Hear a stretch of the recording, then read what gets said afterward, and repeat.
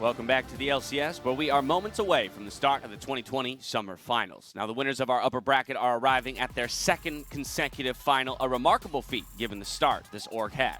And my God, this is such an incredible turnaround. Back then, they were getting memed for those jerseys. A lot of stuff around FlyQuest was kind of negative. They went having great finishes. They had these jerseys. They called them Team Snickers. But then, starting when they started building around Turtle, it's all started turning around. Turtle was the first piece. They got Pobelter and Santorin. They started having the best finishes they had in 2019. It was this slow, steady incline that peaked in 2020 with the addition of Turtle IgNar, or excuse me, PoE and IgNar. And then they also rebranded to FlyQuest with all this Go Green initiative, and they had this great brand identity behind them, as well as starting to pick up the performances. And since then, they've become one of the best teams in North America, and it's such an insane turnaround to see for this organization. It really is cool how they just added piece after successful piece and keep building on those same blocks. You know, with IgNar first, you get a burst of speed there with him and PowerOfEvil, and then Solo, out of not even being on an Academy or LCS team, just felt like it finally all came together. Yeah, and I mean, I really want to hit on the PoE IgNar one, because before they had joined, the team was okay. They had solid players, but no stars, no standouts, and not enough playmaking. And as soon as PoE IgNar came in, who, you know, IgNar's famous for that Fervor Leona, PoE's famous for these, you know, Syndra solo kills, they got two huge playmakers, and the team just transformed over the split. It's been quite a journey for FlyQuest since their inception, but they've been doing great things here in the LCS. Now, ahead of FlyQuest's second finals ever, Coach D-Lim still feels like FlyQuest has plenty of tricks up their sleeves heading into this best of 5. I think the way teams were drafting against us was suboptimal, so we weren't forced to show our surprise picks or our third or fourth picks in a lot of roles, even though we've played a lot of games. So I'm still excited to see how pick ban pans out in the grand finals. And even though we've played a lot of games, we still do have a couple things. So we'll see if we have to use them or not. I just think a lot of our players are playmakers. And I think even in the international stage, I don't think some of our players will be lacking in that department. So we can definitely, if we see a play that we think is good, we'll go for it. And I think that's the key to playing against the top tier teams in all over the world. If you sit back and scale, or if you are too afraid to make plays, then you definitely won't win by hoping the other team throws. So I think we do have a good mix of playmakers on our team, and it'll be exciting to see our matches in Worlds. This would be my first championship after working 5 years in esports, so it would mean a lot to me, honestly. Worlds is one of my dreams coming true, and being a champion is definitely another one. I think FlyQuest has never won a championship either. I'm sure the organization will feel very similar to how I would feel. And a lot of our players are really hungry for it too. Some of them are champions, but it's been a while since they've won. And I think Lucas and Turtle. So I think it's something we're all really striving for. So it'll be an insane accomplishment. On the hunt for that first trophy as an organization, and we'll see if they can do it. Only 3 wins separate them from hoisting it. And while this may feel like a surprise finals given the absence of our first-place team from the regular season in Team Liquid, or even last split's champion in Cloud9, these two teams aren't devoid of history, as it was FlyQuest, actually, that vanquished TSM's playoff dreams just last spring. And Kobe was the caster for this. You remember it all, Kobe? This back and forth 3-2 series for FlyQuest? I remember it clearly here. Bjergsen on the Nexus was one of them for TSM, but FlyQuest were able to take the entire series. Also remember that this year, FlyQuest, or the split even, FlyQuest in the regular split, won both games versus TSM. And I really liked what David Lim said in his interview there about the mentality of the team, because in previous iterations, we had seen FlyQuest revert to a lot of scaling compositions. However, they have had especially Santorin and IgNar as big playmakers for the team. Was that the same shirt again? Yes, it was. I was going to say the same thing. We lined it up. I was like, what the heck? This is so planned. Are we getting trolled? Like, did Kobe plan this? All year long, he wore the salmon-colored shirt for every TSM and FlyQuest game, so that when they eventually met in finals, he could re-wear the shirt. I love it. Kobe was thinking all year long storylines. As we mentioned I'm last glad time, that that's the takeaway Sorry. of FlyQuest beating TSM Sorry. last time and 2-0ing them this split. well, last time, as you mentioned, Kobe, it was that 3-2 record for FlyQuest. But for TSM, this marks the return to a finals in quite some time. The Yeah, first but return, rather. Yeah, but they have an insanely storied history. This is every championship-winning lineup from TSM, going all the way back in the top left to spring 2013. Turtle was the only original member of that lineup, still playing. Then Bjergsen joined in 2014, and then in spring 2015, Santorin joined, and that was the last time Santorin had won a championship 5 years ago. And the fact that he's still competing at this level is absolutely insane. Same goes for Turtle, of course, as well. But then the Doublelift era starts in 2016. All those players are still all in the league, playing fantastically. But, you know, there's this alternating that's going on between Doublelift leaving and joining, and I think it's very fitting that he joins again, and now they're in the finals and looking to grab their 7th title.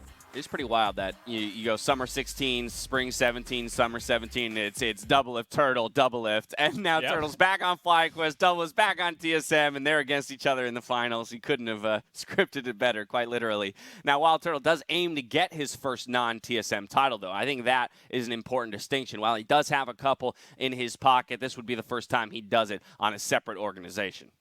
Yeah, I mean, he's been on FlyQuest for 4 years trying to build this team up. He was one of the first pieces that they actually acquired and tried to build upon to finally get here. So I know that it means a lot to him to be able to finally rise up, and they've got another shot at winning finals. And I think another consideration here is the history between the orgs. We mentioned that while they've only met one time in the LCS postseason, of course, that being last split, some of the individuals across both of these teams have a more storied history, Mark, most notably in the mid lane. I mean, Bjergsen versus PoE, Bjergsen loves to downplay the rivalries that we talk about, but I think we have to acknowledge this one. The 2014 IEM that happened way back, the first time they met, and they had the gold card TF. I was actually casting that as well, Mark. We should check and see if I was wearing the shirt. I was going to say, was he wearing the Pull shirt? it up. Do we have footage? Kobe's OG casting their first matchup. But then they also had the Worlds where they were in the same group, and Misfits got the better of Bjergsen then as well. And so even though the record between the two players is very close, I think it's 9-8, it actually feels like every time it's really important, it is PoE that starts to get the better of him. So now in the finals, I'm really excited to see them go head-to-head. Yeah, and I think the most important part of this matchup is just the champion pools. You see, they have so many shared champions. They're all huge carries, right? The Cinder, the Azir, the LeBlanc. But if you look at their specific champion pools, we have PowerOfEvil on the left side. These picks are counters to mid champions that are played. So you'll see the Galio, he picks the Swain. You see the Zoe, he'll pick the Malzahar. You see the Azir, he'll pick the Kog'Maw. But on Bjergsen's side, his counter picks are pretty much for the team. The Twisted Fate, the Sett, the Fiddlesticks, these are team roaming champions where he's trying to make an impact for the rest of his players. So both of these kind of mid laners have this weird counter pick style where it's not really just the 1v1 that matters, it's how their role fits into the team. I think the other thing that's really interesting to me as well is that one of the things that seemed to throw a big wrench in TSM's game plan was the takeaway TF pick by Jensen. We haven't seen any globals really out of PoE this split. He doesn't have the Galio in there, he doesn't have the TF, so we know he can probably play it, but we haven't seen it yet, and I wonder if they're going to be able to use a global strategy to try and shut down the Broken Blade carry threat. Producers, check the footage, Kobe. You were wearing just a pretty mundane black jacket and like a dark gray shirt. My immersion is totally Excuse ruined. me, I liked that jacket. That was the only jacket that I had at the time, by the way. True. Back in the day, we only had one jacket and 3 shirts for casting, and we just rotated them. How far we have come here in the esports scene for the LCS. I love it. There you mentioned, Mark, that 9-8 in terms of the record between the two players, PowerOfEvil and Bjergsen. Of course, today, PowerOfEvil could even it up, could even take the lead with 3 wins. We'll have to see. But next, I want to talk about junglers. Because we've already popped off about Santorin a little bit. Mark, you stand him quite a bit, as you mentioned, but Spica stepped up in a huge way, especially yesterday in the series.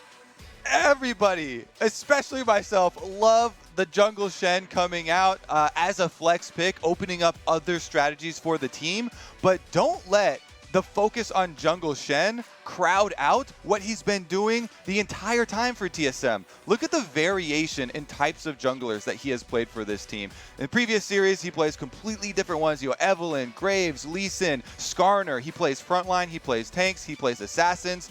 And this is coming from the youngest player in the LCS in one of the most talked about, most difficult positions in the LCS, the Defense Against the Dark Arts TSM jungle spot. I think for the first time in years, TSM are confident in their jungler. You can hear it if you listen to TSM Legends in their comms. He's very vocal in addition to making all these plays. So he's got to step up. He's been stepping up. He's got to continue to step up because his opponent today, Mark, is Santorin. This is going to be a tough matchup. Yeah, I mean, Santorin's been playing incredible, but Spica's kind of been running the gauntlet through a lot of the best junglers. You know, he's took down Closer. He's had to play against Blabber. He's played against Broxa. He's played against all these historically great players, and it's just so crazy for him to be so young and stepping up. Now he's kind of got the final boss for a lot of people in Santorin, and can he do it again? Probably. Can he do it again? Can he do it again? I think he can. I mean, I'll be honest, Spica is really exciting because TSM's giving him the agency to play these kind of champions. So, yeah, we're not seeing this, you know, Sejuani, let's farm, or some, like, I don't know, Trundle that, you know, is not allowed to gank or anything. Like, he pulled the Santorin's Trundle ganks! Santorin's Trundle for sure Trundle slaps. can be threatening, for sure. But historically, the TSM Trundles have been mostly about vision and not really killing like Santorin's jungle. The takeaway here is that he's not a ward. Everyone can press the button. Everyone can pop off. We have confirmed officially not a ward for Spica. It's happening. I think he's not a ward. He kills people. I think that's a first for TSM as an org, right? That's a historical first for TSM. I mean, that's throwing a lot of shade at a lot of great junglers. I declare, by the way. I declare this meme dead. It is now in the grave. You know what? Kobe has buried it. I second that declaration. Let's move on. Santorin, though, is the best jungler in the league. I think at this point, through his postseason performance, that could be agreed upon. Yeah, I think he's been incredible. The level ones, the amount of pressure he keeps up over the course of the game, having these interesting gank paths to keep people off kilter. I think that's something that's going to be a big focus in this series is how these two junglers stack up. Now, probably, Kobe mentioned the final piece of the puzzle. That came in for FlyQuest at the end of Spring Split. It was Solo. So let's talk about him because his story this season has been phenomenal, and he has continued to go on an upward trajectory. But here he has the biggest task laid in front of him, a full best-of-5 for the title. Yeah, and I really want to just really hit on he did not have a team in spring, not even an academy team, and this guy was such a monster. They brought him in, and he was just their pressure point. Back in spring playoffs, EG was talking about how Solo made the team just harder to play against, and right now, he's just playing all these blind pick tops, and those are so annoying to play against because you're essentially just a walking punching bag. And he played this against Huni, he played this against Licorice, where he's just taking the blind Shin into like the Vladimirs, into the Gangplanks, into all these terrible matchups because he's so happy being this glue man because he does it so well. Professional glue man. He can punch the bag or he can be the bag that gets punched. Either way, he'll help your team get to victory. For the last time in this summer split, though, gentlemen, I'm going to ask you to give me your prediction. Who will be our LCS champ for summer 2020? Will it be a first-time org in FlyQuest, or will the OG Kings in TSM take back their crown? Let's see it. I'm going to go FlyQuest 3-1 with Probably. Let's go. All right, yeah. High five over.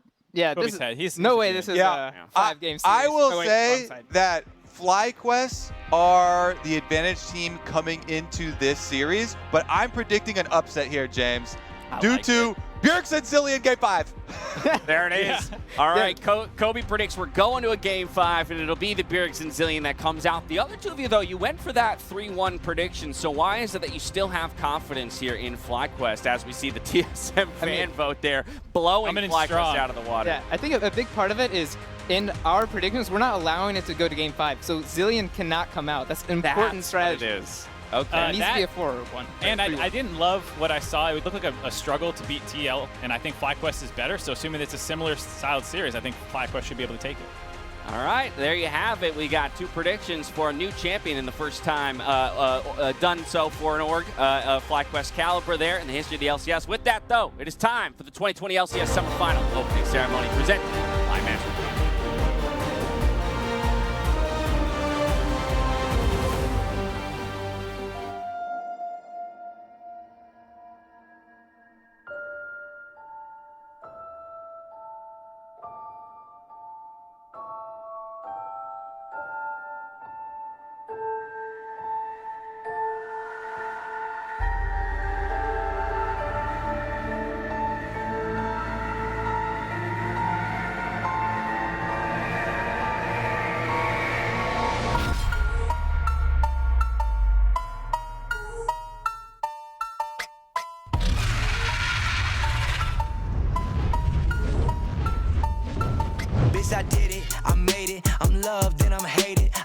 from the bottom, now my neighborhood is gated. They say drinks are your accomplishments, so every night I'm faded. Feel like every other day me and somebody new related. You my sister, cousin, brother from the other side. The other side. I don't know who told you that. My mama. Well, she fucking lied. Hey, wake up, get your cake up, cut it up like it's cool. Take up all the streets with all these beats, like body beats. I'm not discreet. This is how it feel on the inside. All you non-talent rapping mother better run and hide. You worthless, you have no purpose, fucking imposter. You gots to get it through your head. You won't never get no handout. Fucking with your ass, it be like throwing a band out. Perfect. My flow increase, my dough increase. You know I leave from all deceased. I am a fucking beast. I'm from the east. I keep the peace. Don't need a piece, but I keep a piece. Gotta compete. That boy gon' eat. This is a feast. Once I release, I'm smoking trees. I bought my shit. I don't need no lease. So fuck you up like Mr. P. This shit right here a masterpiece. I'm coming in hot like the police. Shooting my shot like the police. All on the block like the policeman. Who gon' stop the police from leaving bodies in the motherfucking streets, man?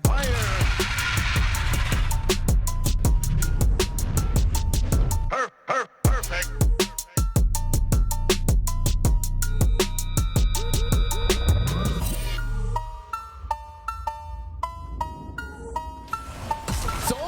Solo finds a backlight, double stun, shut down, game over. Can he get the steal? He's gonna try, and Santorin with the hero play there. try as they might, Cloud9 will never kill PowerOfEvil. WildTurtle is going for core next 12, just over the arrow, here comes the snipe. Oh, wow. Huge play by IgNar. What a beautiful support play. Broken Blade running over this game right now. TSM win the fight, they're going for the base. The crucial dunk from Spica. TSM scoops in 3. Look at that play, it's huge out of the TSM mid laner. Bjergsen kick. Doublelift from downtown. TSM looking to re-engage. Biofrost, what an absolute hero.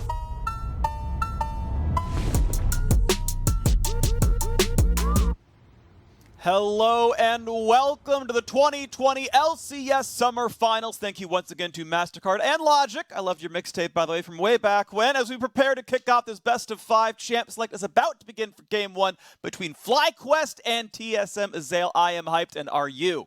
I am so excited, man. That opener was a banger from Logic. I loved it. That was edited so well. Really, really sick stuff. And this is going to be, I think, a really exciting finals here. FlyQuest and TSM going up against each other. You know, I think fan sentiment has TSM as a heavy favorite. I think from a lot of the analysts and coaches and players I've talked to, most people on that side are actually favoring FlyQuest. So it'll be so interesting to see who shows up on the day.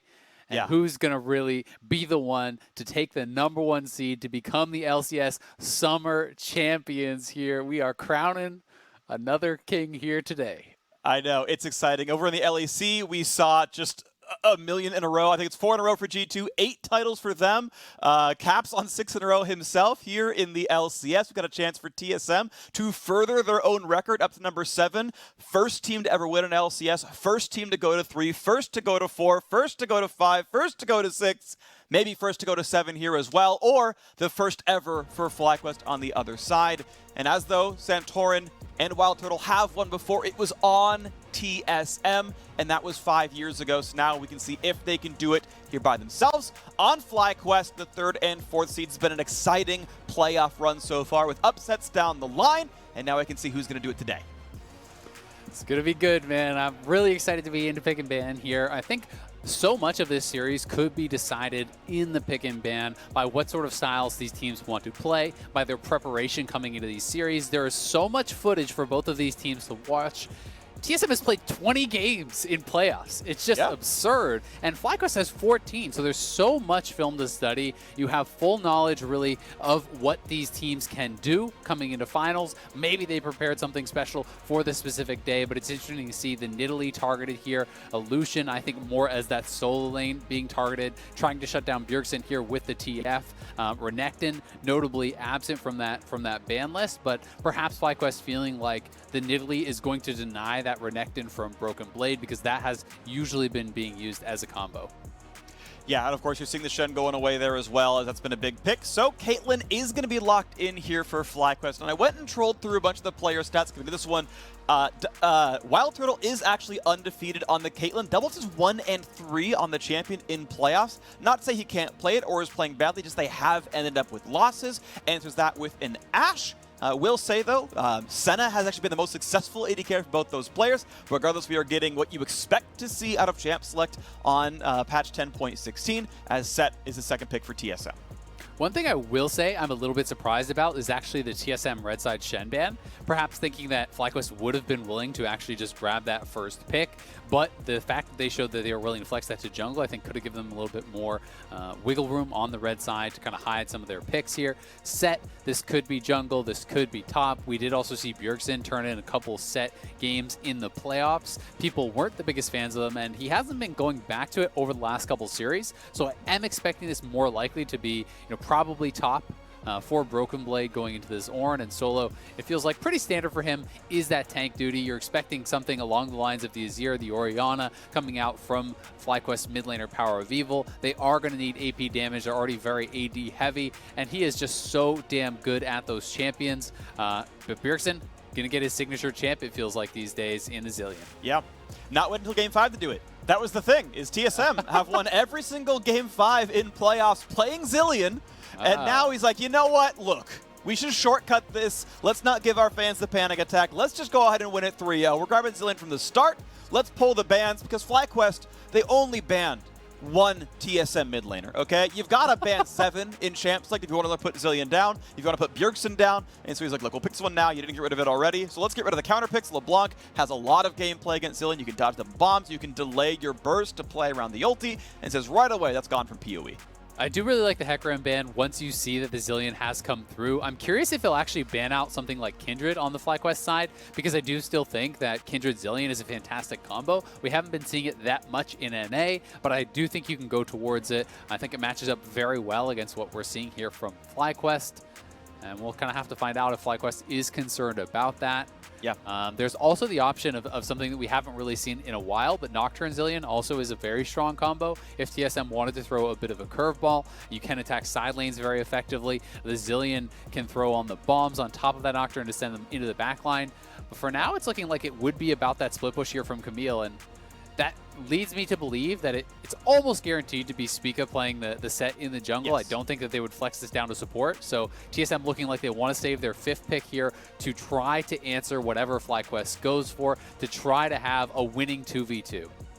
And this is why on the dive I wanted to see this as the finals here of FlyQuest versus TSM, because of a difference in style. I know Solo is a very, very good top laner, and he can match up well against Broken Blade, but TSM actually gives a lot of attention topside. He's on Camille, right? We are signaling very clearly that Broken Blade is going to be a primary win condition on TSM. Top lane will be an exciting matchup, and we know Santorin is a good jungler in that he will play around whichever lane needs to be played around. You don't love ganking for an Ornn, but you also need to counter gank Camille Sett. So I'm very intrigued with what that matchup looks like. We get a Viktor as the answer here to Bjergsen's Zilean in the mid lane. Caitlyn Lux is a practically unbeatable 2-on-2. Even if Morgana's locked in, I still favor FlyQuest 2-on-2, which means TSM wants to play around top, but they will passively lose bot. I actually think Morgana's pretty bad in the support matchup into Lux. Lux has a pretty good time just poking down Morgana with constant E-spam. I do think that the Karma makes more sense here, but still I favor the Lux pretty heavily in that. So TSM not really getting value out of their 5th pick in this situation because FlyQuest had such a strong blind pick support in this scenario. TSM didn't really have the answer, so I do actually favor FlyQuest in that bottom side. TSM is going to have to try to get advantages, through top side of the map, but that could be pretty difficult because Sett is going to have a hard time against what we assume will be a phased rush Graves. Chasing him down can be incredibly difficult, and it's honestly pretty tough for Camille to create early advantages against Ornn, who is so durable and matches up very well into these melee matchups. So I think I really am preferring the FlyQuest draft, but if TSM can get going, if they can withstand the early stages, they do have a lot of ways to win with some very powerful combinations, such as that Camille Zilean. And as Camille gets to the 2-3 item mark, you can really start to dominate in a side lane. I think the way this game is going to play out is going to be super interesting because the only melee champion, the only frontliner that FlyQuest has is their top laner in solo. And so if he's going to join the team fight, so they can start a 5-on-5 and start doing battle and actually getting their bot lane advantage to do something in the game, no one is answering Camille. And so how goes the TSM disengage? Well, you've got Karma speed up and Karma slows and Ashe arrows and Zilean. And those dives can be foiled in a 4-on-5 in some cases while Camille is taking a base. This game will have a unique texture where teams want to do different things. They want to play in different lanes. They want to play different players. And the team fights will play out differently here as well. I love games like this where it doesn't really matter what the gold lead is. What really matters is how you actually play out your mid-game macro management. And that's going to be exciting to watch.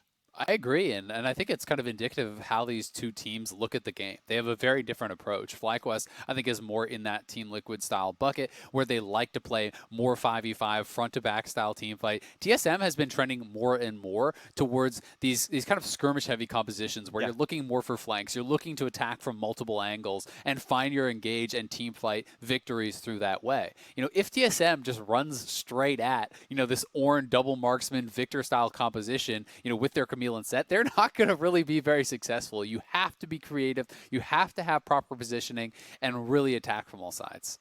It's going to be a whole bunch of fun to watch this one play out. Of course, we're getting ready to get ourselves into Game 1. Games are, of course, played on a delay for competitive integrity. And it can't be this is I want to say, again, this is exactly the kind of game I expected to come out here, was difference in play style, difference in comp. And this is TSM playing kind of peak TSM. They are one of the only teams outside of maybe really someday with 100 Thieves to sometimes play a top-focused style where they're going to give him a carry, they're going to give him the resources, and Broken Blade is going to be the win condition. His Aurelia into GP in that crucial Game 5 just yesterday, that was a big deal. He managed to get pretty big, managed to get over the line. Those were some big moments there as well, and we get it again here with the Camille. We have seen teams screw this one up. She is squishy, she can go in too early, she can be too far from Zilean to get the revive and throw a game away, and we have seen teams make those mistakes, but at the same time, we also know TSM can do it well. I'm a fan of how this is going to play out. It's going to be a bunch of fun to watch for. And as you mentioned, FlyQuest are team fight focused. They are going 5-on-5, which means solo, when can you break away? When can you join the squad to make that one happen? So with Champion Select Compete, we are moments away from Summoner's Rift for Game 1 of FlyQuest versus TSM.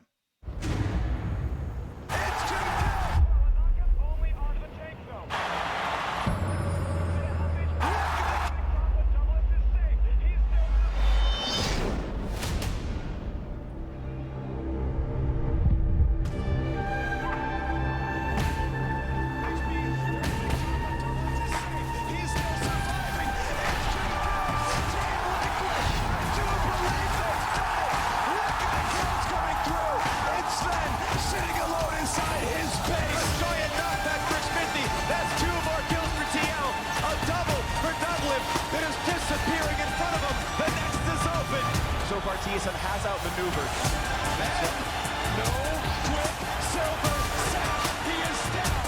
What is he doing? 8 seconds left. The TSM are going to end it. There's an A-Ray. Here we go. The game. He is dead by Turn and them.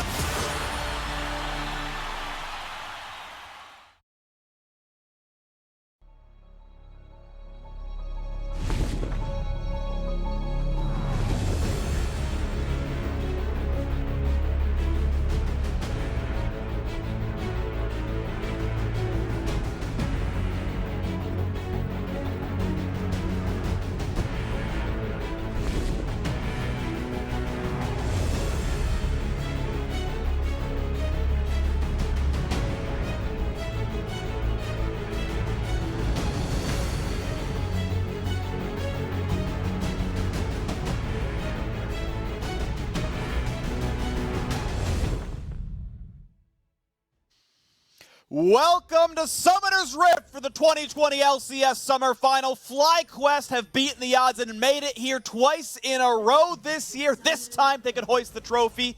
And what better team to do it against than Santorin's and WildTurtle's old teammates and the winningest team in LCS history, TSM, with Doublelift, Bjergsen, and Biofrost back together. Spica has been incredible in the playoff run so far. Broken Blade adding texture to this game. Exceptional top laner on the Camille, a player to watch in this game. And we already had some pretty interesting level 1 starts here. So Neither team actually ran into each other, but the level 1s have been a pretty big discussion because FlyQuest has had such creative ones. On camera, we saw TSM walking down to the brush, but I was watching the minimap, and we actually got to see Graves and Ornn wrapping around that topside tri-brush with IgNar in the Baron pit, throwing a binding over the wall to catch anyone who would have been in there. So both teams had a pre-prepared level 1 that they attempted, and that does really create this interesting thing going forward because I'm going to be so excited to see how many creative level 1s these teams have, and if they do end up on the same side of the map, what that clash will look like going forward. I mean, it's going to be an exciting clash. I'm sure they have level 1s prepared for all the games in this series. Hoping it goes to 5. We may well get this one here, as so many of the LCS series have done so. Got topside starts for both dual lanes, which means if you're doing, fairly standard runs, around 3 minutes, they're around bot lane, they're level 3, and they're going to get some action down there on the 2-on-2. It can be hard to force a kill with a Karma, but with Lux, if you land a binding and your Caitlyn is ready right away, you can turn Light Binding into a Yordle Snap Trap, and that is about 400 damage with the drop of a hat. I'm going to be really interested to also track this mid lane here because PowerOfEvil, he should have the advantage in the early levels especially. Viktor can outrange and trade effectively both with the E as well as if Bjergsen ever uses his bomb, you can walk past and look for Q trades. You do have the advantage in that regard. As Zilean gets more levels, your wave clear becomes really, really strong. You can kind of compete more with that and just try to avoid fighting the Viktor and more focus on fighting the minion wave. But PowerOfEvil has been such a strong laner, and I do agree with the interview we saw from him earlier where, sometimes the FlyQuest members aren't individually getting as much credit as they do deserve. They are respected now as a strong team, but they do have some really dominant individual players also. I do not, so I can take over. Yes, but thus far, we do have Broken Blade pushing up here on this top side. He actually did go Grasp, so he's really giving a nod to the early laning power of the Ornn. If you are looking more towards scaling and being able to actually fight the Ornn in a 1v1 later on, you would want to play more for the Conqueror. That is going to help you out better on. But when you are playing Grasp, this is going to make the laning phase a lot easier against the Ornn, because if you go Conqueror on the Camille, he goes for the Grasp on the Ornn. The Brittle procs, in addition to those Grasp procs, can make the melee matchup actually quite difficult for Camille in the early stages. We do see Broken Blade, though, trading pretty well, and both junglers heading up towards that top side are going to be spotting each other over by the Scuttle Crab, and Santorin will be able to grab that top one. Spica should be able to easily grab the second crab on that bottom side for himself, though, and both junglers likely going to reset after that. I will say I'm impressed thus far by the TSM laning on the bottom side. If Turtle and IgNar can't get the push in this matchup with the Caitlyn and Lux, it is a situation where your 2v2 becomes actually so much weaker.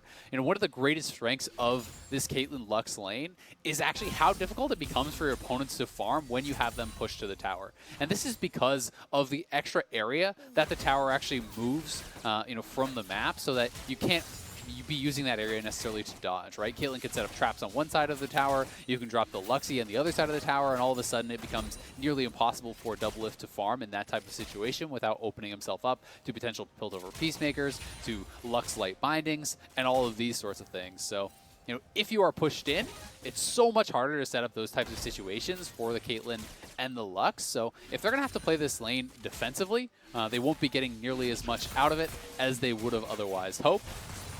But overall, still, things looking pretty good here for FlyQuest. If Broken Blade can force an early teleport here, he'd be feeling like he's in a pretty good position. Anytime you can actually fully reset the wave and force your opponent to teleport back, you are going to be in a situation where you can just walk it straight back to lane. And this is something Solo, I think, does so well, just kind of sensing that there are multiple members coming up here from TSM. Bjergsen went missing from mid lane. Spica, they hadn't had eyes on him, so they know that he could actually be around here and looking to make something happen. So Solo just backing off early averts a bit of a disaster there, because if you get dove at that turret, lose all the experience from the minions, lose all that additional gold, that is going to be quite problematic. But it doesn't cost TSM much. They get Broken Blade back to base. He can pick up that first early Sheen completion, which is going to help a lot, especially being able to amplify the true damage of that second Q activation with the Sheen really does help you to trade out and fight effectively against these tanks. So that's something he's definitely going to be looking to do. I can hear you. On my screen yet again. I didn't miss first blood, so happy to see that one.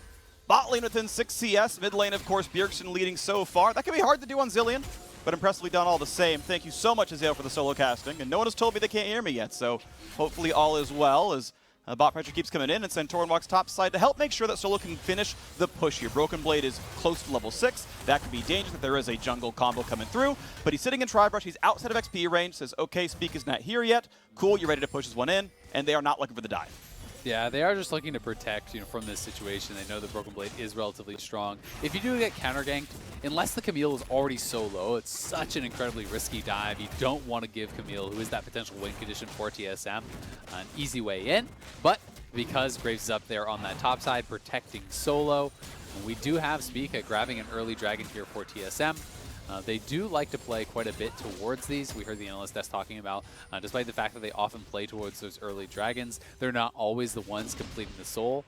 They are sometimes a team that goes for the early dragons, then uses that to buy themselves time to play towards the side lanes, to play towards split bush, so that your opponent is going to be pushed back very far on their soul win condition. And I think that's something that they could look to do this game. Even if you just grab the first 2 dragons, then it's going to be so long before FlyQuest can force you to come fight at a dragon that you're not prepared for, and that'll allow Broken Blade to get work done in those side lanes with Camille. We look back on the top side of the map as Ashe comes through for damage. How about Bramble Vest? Obviously very useful. Pretty much every top laner, if you are ever the one who doesn't win against the attack damage champion, you pretty much just go Bramble Vest, and it just makes it so much easier because they don't really heal off poking you, and suddenly that's a difference you don't have to worry about quite so much anymore. So Solo is going to play weak side for a while, going to do his very best to not get outscaled for too long, but once you're at 3 items, you can't help it. Camille's going to win that one, and so FlyQuest getting an advantage before that happens might be the goal here as mid lanes go back and forth. They get the first few recalls off. Now Pee-wee has already burned his TP. It's going to be Bjergsen's time to do it now, as he took an early recall to get his extra items in, but now Ashe going to burn teleport for wave control. Yep, and he's going to be feeling really happy about his positioning. The early farming on Zilean is actually so hard. I think it's probably one of the hardest champions in the game to just farm purely with auto attacks and the bombs at early levels before you have a lot of ranks in it and AP. It's actually very easy to just mess up your farming. So Bjergsen, extremely impressive on this champion. It is one of his best. He's definitely one of the very best in the entire world at this champ. So impressive stuff being up on that Viktor. And I think for the Ornn, it kind of goes in waves, right? In the early lane, you can actually potentially fight up against this Camille. It's harder to do because he is playing Grasp.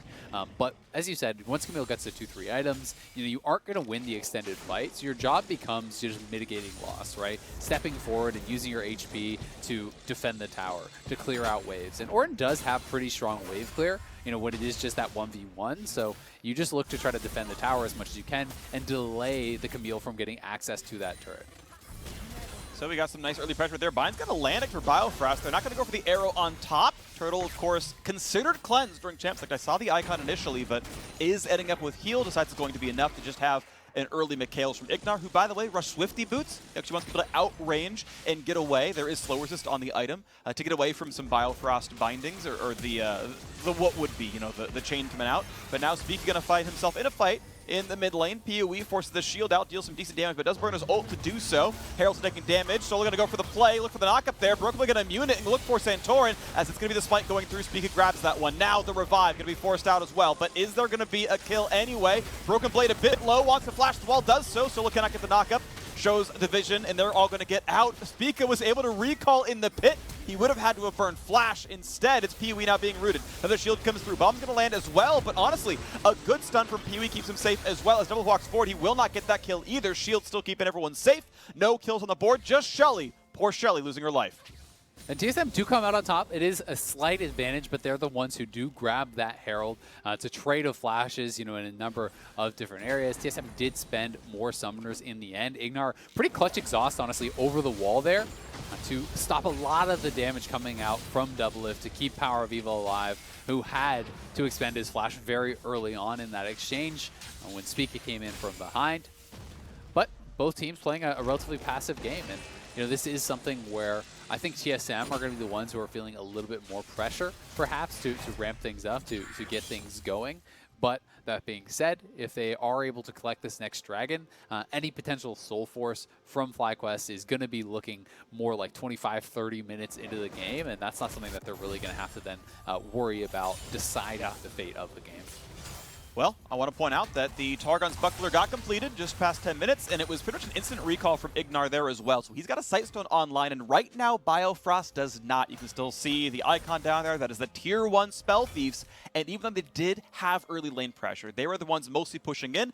It's still the TSM duo who lost their first turret. It's the TSM duo who have worse items right now in the game, and it's the TSM support who is not able to earn as much money as the opposition here. So more wards on the map, better items on the board, and FlyQuest having a small lead in the 2-on-2. We'll see if the vision means anything, because this Drake is spawning in 15 seconds.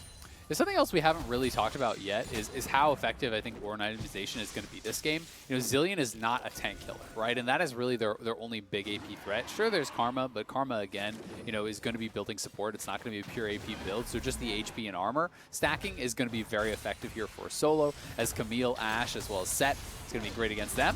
Could be in some trouble here. You can see a lot of damage on Brokeblade. He knows he's flashless. The ult is not going to matter. First blood comes through for Santorin, and a good sidestep. WildTurtle gets away from the arrow that would have meant him death. And as the wave gets cleared out, a nice ult from IgNar means there's no tower dive. Spica walks bot lane and will at most get 2 plates off the Herald Summon. Top lane, of course, gets attacked. They get first blood, and they're getting a ton of damage up there as well.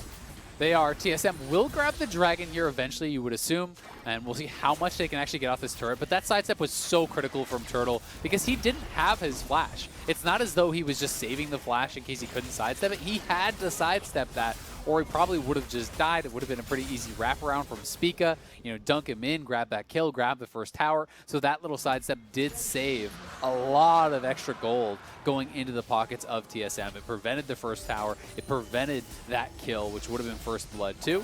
But TSM still trying to continue pressuring. There's 1 plate down here. Bjergsen has made the roam. A flash for Spica. Turtle is not going to live through this one. There should be no way out. Double bomb comes through. Doublelift gets the kill. Spica gets away from the bind, and this turret down about 500 health. It's tanky, but it's still going to fall. First turret goes to TSM. It's still going to keep this game very close in goal, but it's 2 Drakes and a gold lead for TSM. And also, solo roamed bot to try to prevent this. They knew it was happening. So look at Camille up on that top side with your Sheen completed and the Q resets working on that tower. I expect at least 2 turret plates to go over to Camille if he stays up here. You know, if he's nervous about the Graves, maybe you back off, but I think you go for it. You should be able to get at least 2 tower plates. You just got first tower on that bottom side. You have a 2 dragon to 0 lead. And that is fantastic for TSM. Big win for them off of the roam, punishing the fact that Turtle did not have that flash. They were able to capitalize and really win on both sides of the map. So here it is one more time. Spica was spotted out, but Bjergsen is behind you. Flashing in, grabs the Nimbus cloak. There's really just nowhere for Turtle to go because he was down on that flash. So really nice pull in, setting it up into the Karma route that would have been coming through, into the double bomb. TSM layering that effectively, and no chance of a chase down from FlyQuest. Well done right here. TSM 700 gold in the lead.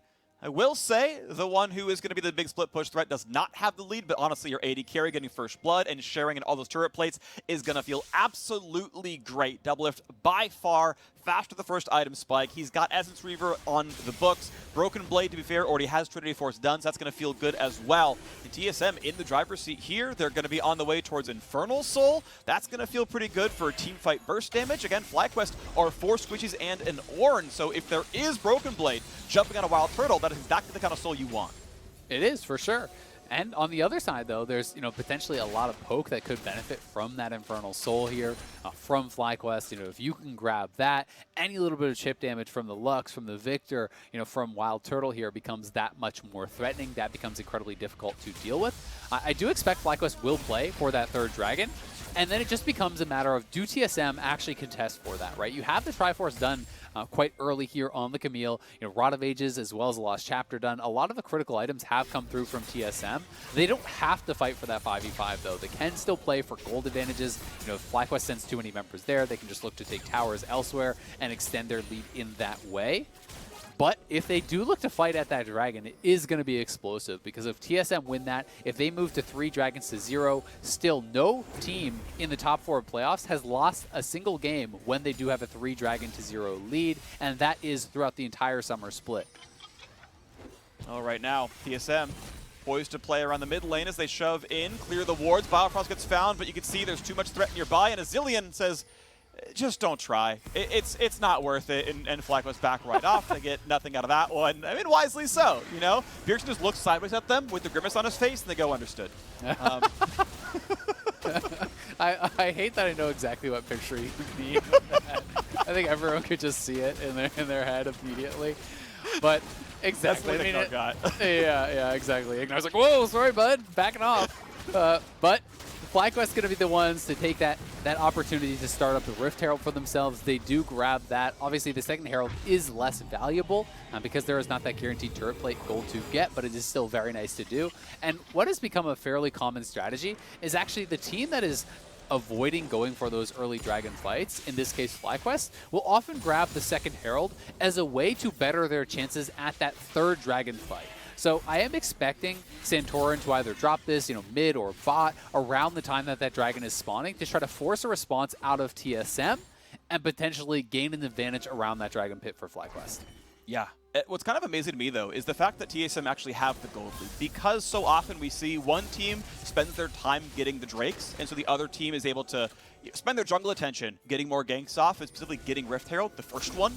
And so you often see one team has 2 Drakes, the other team has a 500 gold lead. But it's TSM with 2 Drakes and the 500 gold lead. They've gotten every single neutral objective, every single turret this game. They've traded kills back and forth. The farm's pretty close, but TSM are showing us better League of Legends across this game so far. Third Drake spawns in 15 seconds. As you mentioned, Santorin does have the second Herald. You can see FlyQuest are trying to play around mid, but Doublelift and co are already here, ready to play for the wave. Right, volley hits the first 3 melees. Bjergsen bomb comes down. That'll kill all the casters. And honestly, this Herald is going to fairly unreliably do anything because TSM have the mid push. Yep, but we'll see if he still wants to drop it. IgNar maybe getting caught out here. Nice little Glacial Augment slow. Does force the Ornn ulti and a flash off IgNar. So that's a big win for TSM, and now they say, all right, let's go. Because that is the only go button for FlyQuest. But they have dropped the Herald mid, and they're going to try to force a response from TSM, so now they're rushing the Dragon. They're going to try their damnedest. Not sure it's going to work for them, but they're certainly going to attempt it. We got Broken Blade going for the flank. He's, I believe, never walked through a ward just yet. He's going to be seen just now with the Drake ward at 2,400. Smite fight. 1 level up for Santorin. Here comes the battle. Broken Blade the front line. Finds Santorin himself. Drake gets taken down, and the first kill comes in. The other revived by Zilean. So far, so good for TSM. Finally, trade comes through, though. How about the re-engage? A stun on WildTurtle. Gets to walk away. Stays alive. Flashing in for Doublelift. They almost have the kill. He's going to flash to the wall and just barely stay safe. Looking for the re-engage now towards Biofrost. Easily blast plants away. End result is a 1-for-1 and the third Drake to TSM.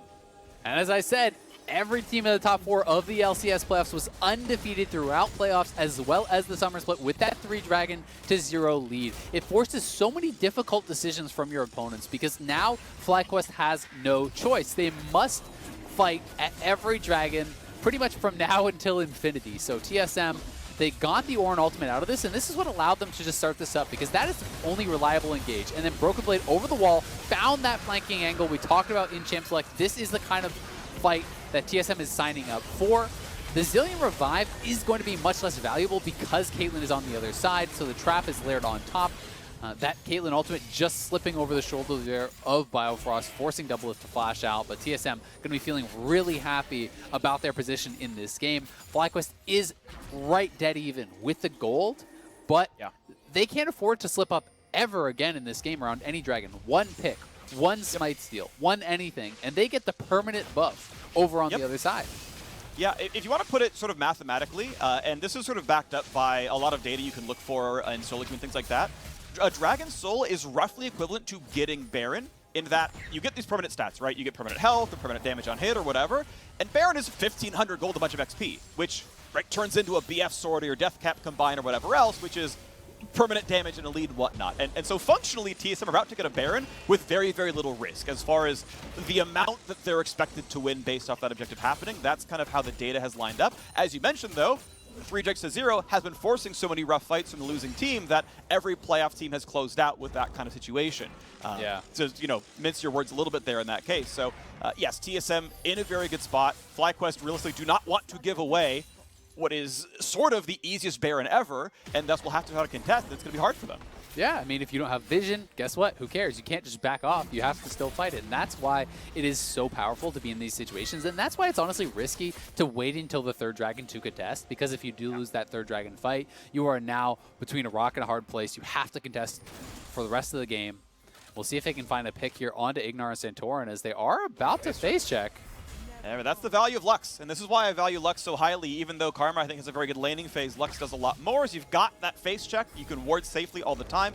The bind, of course, very good as well, but TSM had bot lane pressure. They were able to stack up those first couple of Drakes, and even though FlyQuest got a kill top lane off of Graves ganking once the flash was down, TSM got pressure through bot lane. They got the pressure, they got the Drake stacked up, and now they're going to find another 2v1 as Bjergsen is here, and Solo cannot run away from this one. He's going to try to dodge the stun, gets a knockup, gets some good damage, and all he can do is force a Zilean ult. Now the kill's going to come through. Bjergsen on the board with number 2. Nicely done there. They get the TP. They know they need to get this Camille going. You have to be playing from ahead of the Ornn, and you want to get towards this Death Stance. You want to get towards that lifesteal so you can start to shrug off a lot of what Ornn can do. And Bjergsen finding an effective teleport. They roam down Biofrost to make it a sure thing, but really intelligent play from Solo to just not waste any of his summoners. You know, once they are behind you like that, there's no running away from a Glacial Augment Zilean who can also just plop his E on you and really make you go incredibly slow. So far, it's a 1,300 gold lead and 3 Drakes to 0, and it's going to be Dragon Soul in 1 minute and 12 seconds if FlyQuest don't do something about this. Unfortunately for FlyQuest, they have been unable to do anything about it. They've gotten kills off of some ganks and off of TSM taking a fight that they wanted. Otherwise, they have not been able to really pick the fight. It's been a good ult from Broken Blade to keep Santorin out of the pit. He can do it again. It's a lot like Mordekaiser. Let me just press R. Let me just stick you in there. Cool, okay, you're stuck. You're not going to be able to do anything about this. This is our Drake. You leave him in the hexagon and nothing else you can do. So, 45 seconds. Can FlyQuest get this set up first? Can they take vision control? Can they own this river and try to get a fight for themselves? Yep, and you talk about that Camille ultimate. It's also a fantastic setup for the Zilean bombs because you can't just kite out of it. It's such an easy, almost point and click it becomes where Bjergsen just drops the Zilean bombs onto the Camille, and the Camille is on top of you. You're locked in the octagon, and then you get stunned up through that. TSM do have first move here, and you can see that Doublelift is actually down in that bottom lane, pushing that out, so trying to force a response down there. He will now move up.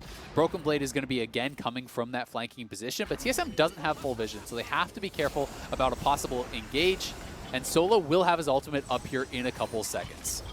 He's around, he's nearby. Spica not rooted up just yet. Mid lane going to be pushed in by the Camille, and the team moves back and forth, and at some point the fight has to begin. FlyQuest, when do they pull the trigger? You can see TSM playing nice and far back. Broken Blade still waiting on the wings, not going in just yet, sitting on his own control ward, knows he's not spotted right now, and now Turtle's going to fight back for vision control. Try to knock that ward down, does so.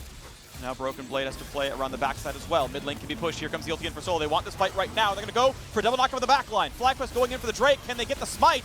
Level lead is Santorin. Burst comes in. Santorin's gone already. A 1-for-0 so far, and Zilean still waiting on the ulti. FlyQuest have already lost the fight, and it's barely begun. Solo running low on health. No damage coming through to the back line of TSM. Damage through the PowerOfEvil trying to run away. Broken Blade will be revived. Yes, he will. 2-for-0 so far. Looking at a third as WildTurtle is forced to run away. Double could be the target. Not knocked up, though. Solo running out of health. Dragon Soul claim. Already the fight is 3-for-0. Looking for a fourth. Doublelift claims the kill credit onto Solo. Broken Blade claims WildTurtle, and IgNar can only watch as he runs away, and TSM can look for the kill. They're surely gonna find it. One more auto, and it's time to go for Baron. They are going for the Baron. They got the Dragon Soul. They got the Bud Light Ace. And what a dominant team fight win there from TSM. They have taken full control of the game. You can see the faces of FlyQuest members in the player cams there. They know their game one just got incredibly hard to come back. FlyQuest never had a lead in this game. It was TSM the whole way through so far. Hot performance play. Let's watch that ace again. Yep, and you can see those bombs landed on Santorin, and then Broken Blade just goes straight in. Santorin was chunked out incredibly low. Broken Blade flashes on him, takes him down. Solo had been whittled down as well as he had been separated from the squad, and then the bombs onto PowerOfEvil's head. Broken Blade just charges in with that Zilean ultimate. The fact that he got knocked down there, got the revive, allowed him to come back up, and then it is Turtle here in the backline trying to escape, but Zilean bomb on the head of Broken Blade. He goes in, and they continue the chase down. They have the Soul, they have the Baron, they have everything they need to win this game, and you can even see in the corner, they're getting another kill on PowerOfEvil at the same time. Beautifully Nicely done right there. No way out for FlyQuest. And with a 5,000 gold lead, TSM have everything they could need. Infernal Soul is on. They stacked that early in this one. They've got Baron already, and it's time to kill more than just 2 turrets in this game. There's so much they're going to get off this Red Bull Baron. They really are. There's going to be not a lot that FlyQuest can do, especially with the Viktor dead. He is their best source of wave clear against this Baron push, that magic damage, being able to help knock down some of those minions. The empowered E laser is incredibly important here. And TSM is just going to extend this gold lead further and further. They have knocked down the towers in that top lane. They are now going to get that mid tier 2. They're pushing the bottom tier 2 as well. Camille's going to have access to that pretty easily as the minions do come up. I expect them to get all of the outers off of this push, and that's going to put them at an 8,000 plus gold lead here at 26 minutes. That is just absurd. Bjergsen is sitting on 17 Magi stacks, fully stacked Rod of Ages. He's going to be soon close to his death cap, at which people are coming back with 100% HP at that point. I mean, he's level 16 already, for gosh sakes. He is going to be monstrously strong. Absolutely, he's going to be. TSM monstrously strong so far into this one, despite an early drop in the very beginning of the tournament to Golden Guardians and their first playoff match, a 0-0. Just completely slaughtered them when they rematched them. They lost the first 2, had to come back and reverse sweep it. They've taken win after win after win, and they are on their way to their 7th LCS title. Yes, it's a full best of 5. Yes, there's more to play, but TSM so far are showing they are a class above. We'll see what the adaptations are. We know FlyQuest can bounce back, of course, but TSM are the team to look at so far in Game 1. I mean, they have been incredible here in game number 1. We also have to remember they lost that first series. They were playing with Treats. They swapped over to Biofrost. They have had a lot of success, down in that bottom lane. Their 2v2s have been very, very good, I think, throughout the remainder of playoffs with Biofrost and Doublelift. And they obviously got a lot of credit, deservedly so, for their series against Team Liquid, where they were really playing well in that bottom lane. So we'll see if that can continue to be a trend for them. But FlyQuest, just unable to contest at those dragons, and that's really what this game has been about so far. TSM does not need to rush it, really, at this point. They can play for the side lanes. They can play for the split push. Broken Blade has a Death Stance plus the Tiamat now, so he has the incredibly fast wave clear. He can tank up and out-sustain a lot of the damage that Ornn is doing to him. And he is really now in that position to succeed, where the rest of the game just isn't that fun playing 1v1 for Ornn. Nope. It's pretty over for a lot of these solo laners here on the FlyQuest side. These matchups are not going to get any better for you as time goes on. Oh no. Oh man, yeah, the supports almost got him beat. It's a rough one over there. Broken Blade's got about 2,000 on him. Yeah, sorry buddy, this one's not going to be an easy one. You can look for a team fight. Miracles can happen. Infernal Soul does not give you durability. The carry's been building out some items, but Doublelift is, of course, building out damage, as he should. He's fairly safe. He's got his Zilean on his team. But miracles can happen. Big plays can come through. We'll see if it's possible here. Santorin going to try to wave clear. TSM getting ready for the siege. And if they wanted to, they could wait a minute 15 and go for Elder Dragon, or they could siege the inhibitor turrets right now.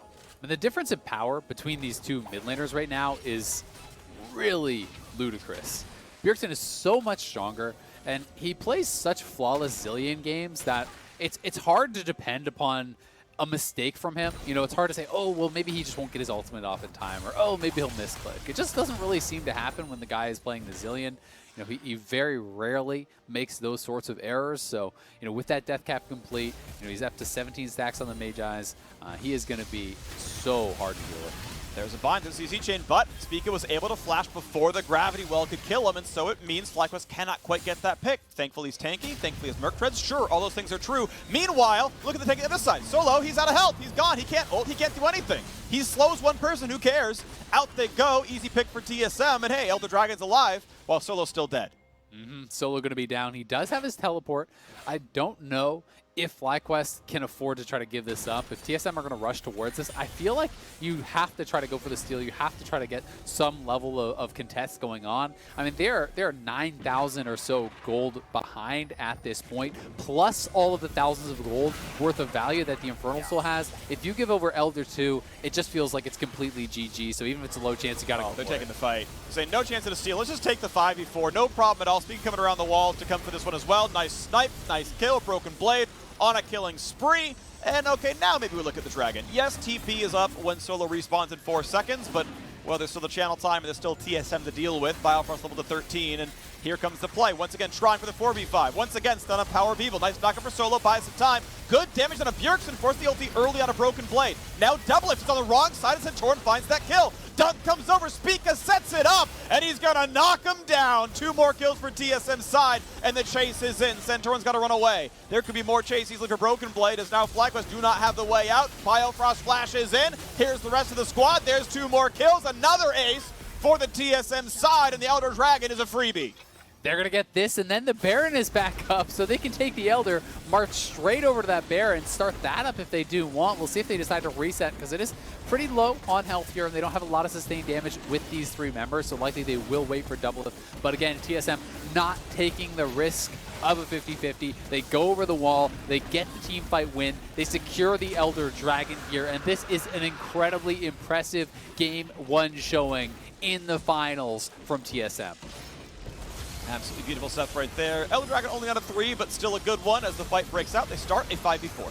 Exactly.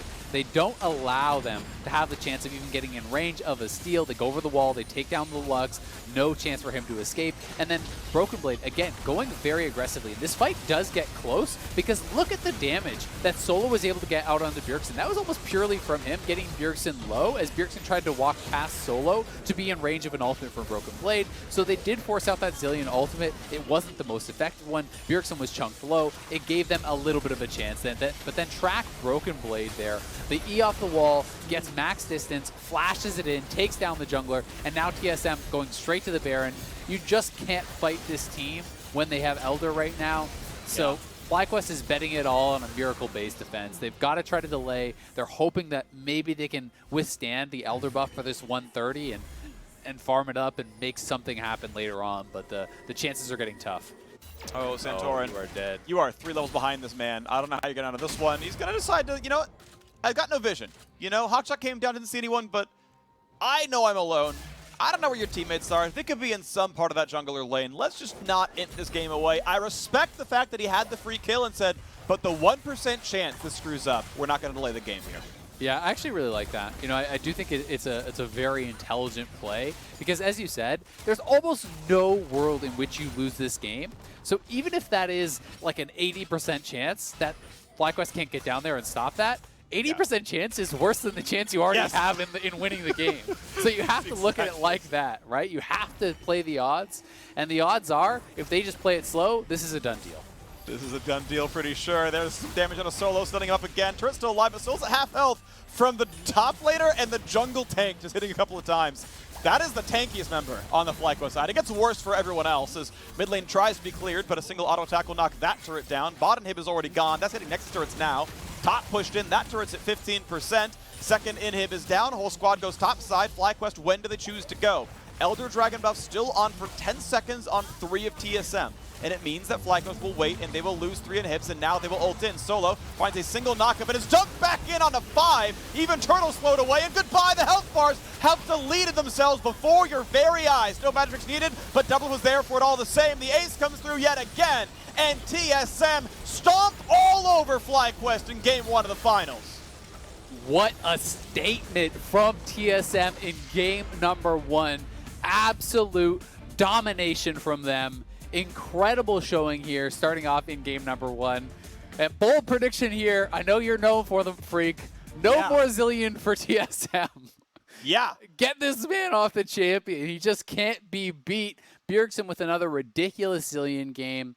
The fact that he just casually is farming over 10 CS per minute in the early game on Zilean, and he just doesn't really make mistakes going forward into the game. I think he is too reliable on this champ. It enables a lot of the top lane style that Broken Blade wants to play, because whether he's playing, you know, the Renekton or the Camille or the Aurelia, it doesn't matter. He can fly into the backline with that safety of the Zilean behind him. With the speed up, he has additional backline access, and they just made that comp look so effective. Incredible play around the objectives, and really great stuff from TSM.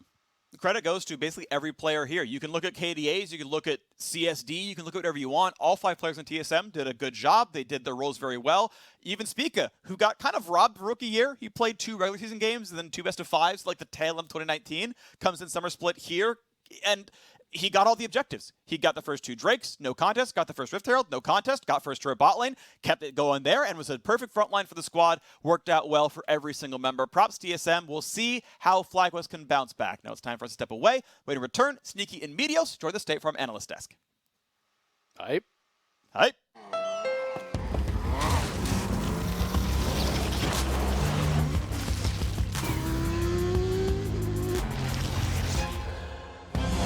At Honda, racing is at the heart of everything we do.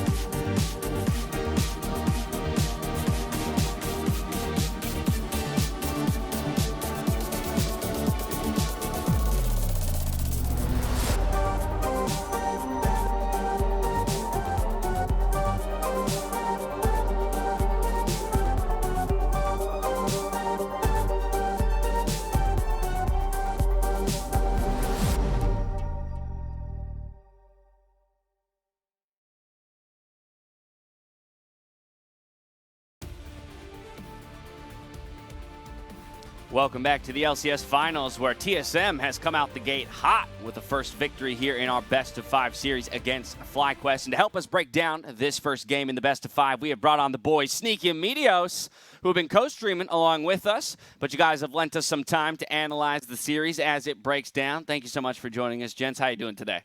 The boys. The boys. I'm doing good. That's right. Meteos is doing good. Are you doing good, Sneaky? Yeah, having some right. fun watching some games. That's what I like to hear. So before we get into game one, as TSM did take it in fairly dominant fashion, I wanted to get your guys' opinion on the series coming into the day. How did you expect it to break down, if at all, in terms of predictions or play style? Meteos, I'll start with you. I think I expected FlyQuest to win, maybe like a 3-1 or 3-2. I don't think it was super favored for them, but I do think overall they looked pretty good up until this point. Obviously, that prediction doesn't sound too good after watching that first game, but overall I think that they're pretty solid, and I don't know, they pulled out Viktor this game, so I don't know if that's totally indicative of how good they are, but yeah, I mean, I do think they seemed a little bit more solid than TSM overall, but TSM's definitely got a lot of momentum going through the lower bracket. Yeah, what about you, Sneaky? What's been your impression of TSM's rise through the lower bracket back to the finals here? Yeah, I don't know. I was kind of feeling a TSM win today, but like even yesterday, I wasn't entirely sure because it's super hard to get a strength read on these teams. Like TL, like the whole season, it's so hard to understand like how good they are, and then FlyQuest as well, like C9, like everyone feels like a mad wild card. So it makes me feel much better about my own predictions because they have been horrible in postseason after having a regular season. So I'm glad I'm not alone with just messing everything up. Yeah, it's been a stark contrast, Mark. Regular season predictions to postseason predictions have got a lot harder. We're taking a look at draft here, as you mentioned, Mediosa. Maybe a peculiar Viktor pick, while it's definitely something that PowerOfEvil should feel comfortable on, not necessarily something we would have expected him to jump at this early in a series. But it is in response to that Bjergsen Zilean, which they get in Game 1 of the series. They didn't have to wait till Game 5. Yeah, when I saw that Zilean, I figured, ooh, wow, TSM's really trying. Not even going to save it for, like, match point. I feel like Bjergsen always whips it out when they really need to win. And now he's doing it right away, so maybe they're just trying to go for a 3-0 or something. But, yeah, I think I really felt good about FlyQuest draft from the first three. It's like, you know, getting Caitlyn and Graves on the same team, that's usually not too easy to do. And they did it. And then something in the second phase just went crazy wrong because they got Lux and Viktor on their team. So, seemed like things did not go according to plan for them, and I think there's probably some better options. That was something I was going to... Oh, so go ahead, Sneaky. I was going to say, we were talking about some of the matchups here. Like, Caitlyn's actually a hard counter to Zilean. Basically, anything that Zonia's in front of Caitlyn will die. So Zilean is the same thing with his revive. It's basically a Zonia. It's 2.5 revive. Come back, they just die again. So in theory, they should have an advantage here in draft, but yeah, the Viktor kind of throws it off as well. Like, Viktor as a champion is just too weak right now to be played.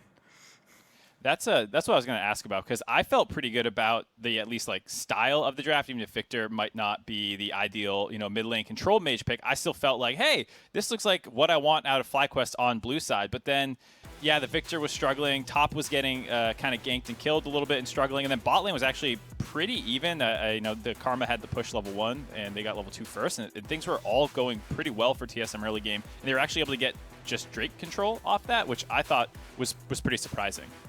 Yeah, it looked like that first Drake actually was snuck by TSM when Ashe was in base. So definitely not the best dragon control by FlyQuest. Usually you shouldn't ever allow someone to do that. If you have the resources to stop dragon, you should probably do it. And the only reason you wouldn't is if you didn't know they were on it. So, a good read by Spica going for that, but I don't think those things should work if the other team's, Yeah, when we were taking a look properly. at some of the objective control statistics coming into the day, TSM does have a slightly faster average first dragon take, but overall, FlyQuest Drake control percentage is much higher. So very interesting to see TSM kind of shifting their priorities around those global objectives in the early game here, picking up some early Drakes and that Rift Herald to make sure that they could set themselves up with a nice gold advantage. And I think one of our people was watching your co-stream and plugging some of the stuff you guys were saying. You talked about this bot lane play and saying that FlyQuest potentially could have done more to protect the turret. This was really trolled by FlyQuest, actually. So what I was saying earlier in this game was I really liked the way TSM drafted. If you guys remember back in Summer Split when 100 Thieves started picking up some dubs, they were playing this style of, Ashe, Karma, bot lane, one of those lanes that you don't really want to put resources into, but it's just going to provide a lot for your map. Like, you get basically perma-prio in any matchup. You've got your map hack from Ashe, so you'll be able to, stack dragons. But generally, if you invest resources into that lane, ganking it or using the Herald like they did there, it's not as much value as, trying to get the Camille ahead.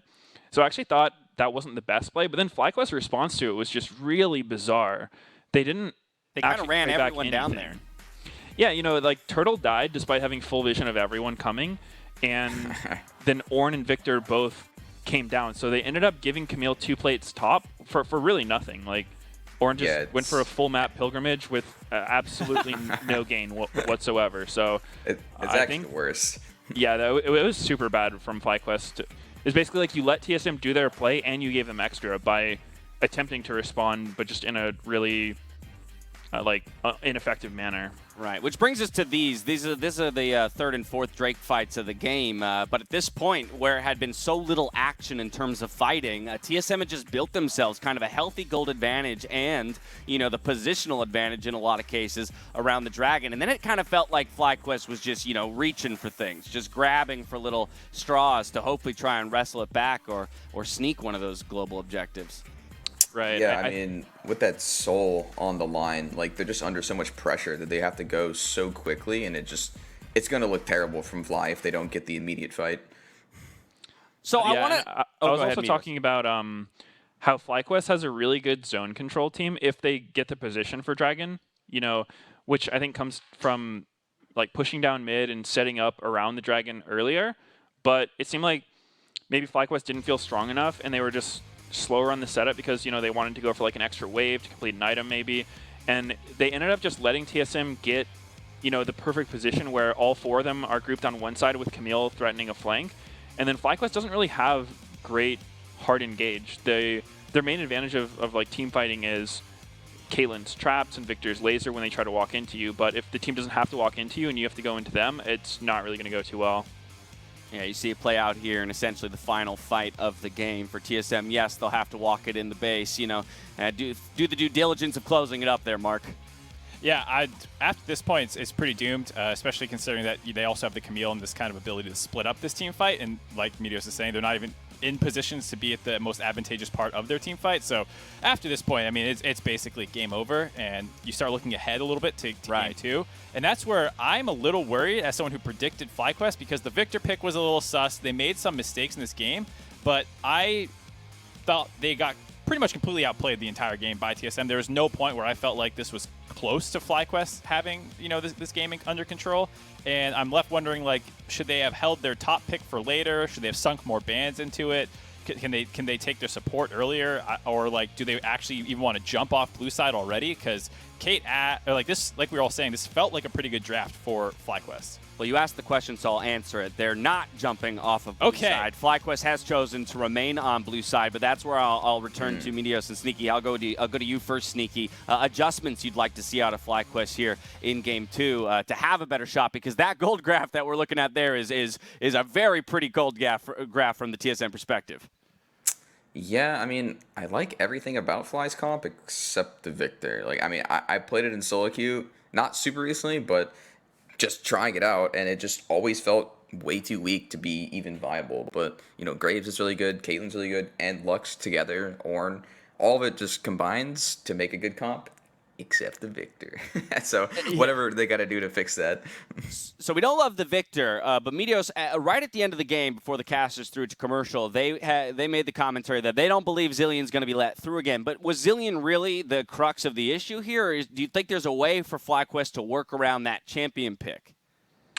I think they should probably ban it. If I was FlyQuest coach, or it was up to me to decide their draft, I would for sure ban Zilean, just because TSM seems so comfortable with that champion, and Zilean's just such an annoying champion to deal with. You know, he's got infinite wave clear, like from level 5 onwards. He can just like double bomb the wave from not even on the screen and kill everything. And then his ultimate's just super hard to deal with as well. You know, any team fight where you're going to burst someone down, they just come back with full HP. So I think if I'm against TSM, I don't want to play against Zilean. I think that champ's just way too hard to deal with. I don't think there's that many great answers to it right now. And I do think one of FlyQuest's main strength is being able to play through middle. Like, I think they have one of the better mid-jungle synergies. And so if you put Bjergsen on a champion that is easier to punish, I think that it'll go better for them. All right. Well, Mark, I do want to come to you for one final point. It's actually around the bot lane, kind of where we saw TSM indexing here. We've seen TSM's bot lane ramping up throughout the postseason, and so as TSM continues to, push and funnel more focus towards the bot lane, is that something that, for example, Santorin and PowerOfEvil can cover for, or is there going to have to be an answer now out of a player like IgNar, in that duo?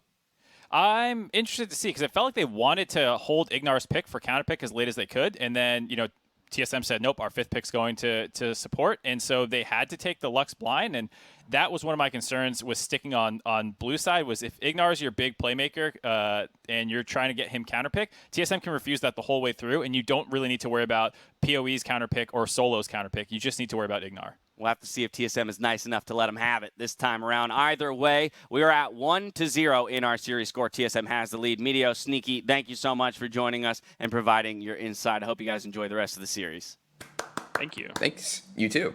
Is that like oh, there's the clap. I was like, where are we going with those hands? Sneaky. All right, as we go to break, let's get another piece of ever valuable insight heading into game 2. And now, it's time for sage advice from a literal world champion. Wow, up 1 game already. Don't worry, it'll be smooth sailing from here. Time to sit back, relax, lock in that signature pick, and cruise to an easy 3-0. This has been sage advice from a literal world champion. Welcome to Assist of the Day, presented by State Farm. In this assist, IgNar steps up with a huge hook on Broxa, even though it's never a good idea to poke the bear. Shane finally ults out. Can they get the rest? That's going to be the Jin snipe. They made it easy for him. Here you